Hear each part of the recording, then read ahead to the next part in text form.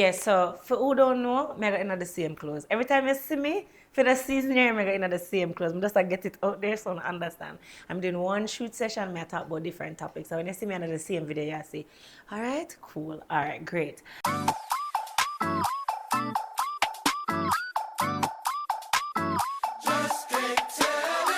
So the first thing that I want to really bear myself with, and I'm gonna try to keep this short.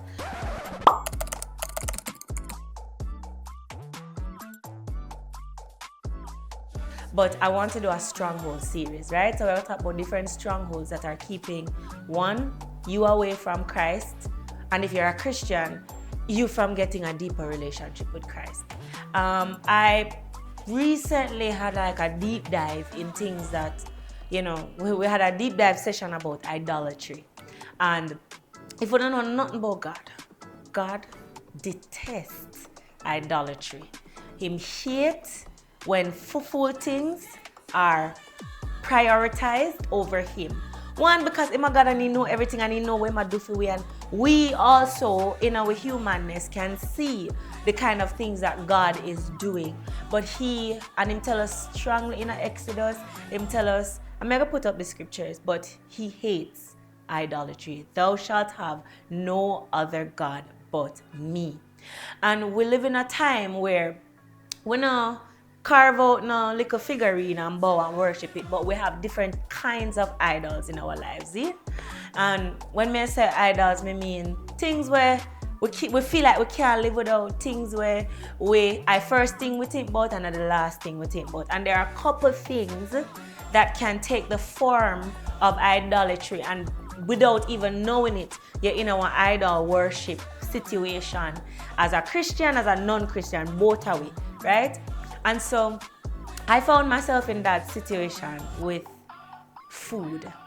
And that's the first stronghold that I want us to discuss. Now, food is a necessity and is the easiest idol to have because we need food. A girl's gotta eat. A guy's gotta eat, And we live in our world now where everything that is unhealthy is dirt cheap. But to eat healthy and to eat the way God intended it is so expensive, and I can tell you.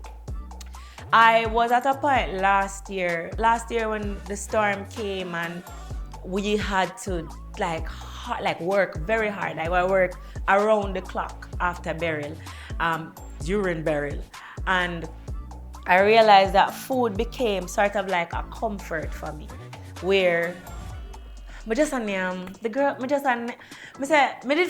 always fat, still kind of fat, I work on it. But I was just eating and food was a release. And even after burial, I realized me did in this situation, this relationship with food where then they bring one vending machine come out when I work. I don't know why they do that. That is so mean. But me used to always go down there.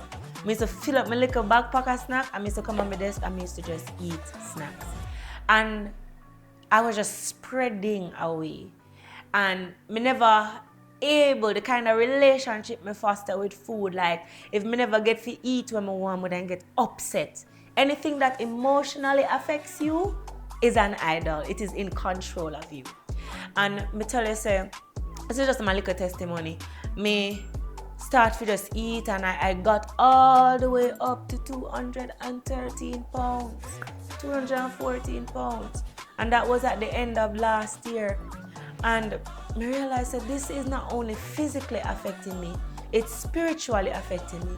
Because instead of spending time with God, intimate time with God, I want to come home from work, and after work, I want to sit down in my bed, turn on my TV and eat a nice plate of Island Grill or KFC or Popeye, so much. But food is a stronghold, and a lot of us will sidetrack it because it's a necessity, but we tend to put in a lot of things in our temple that is not helping our temple at all.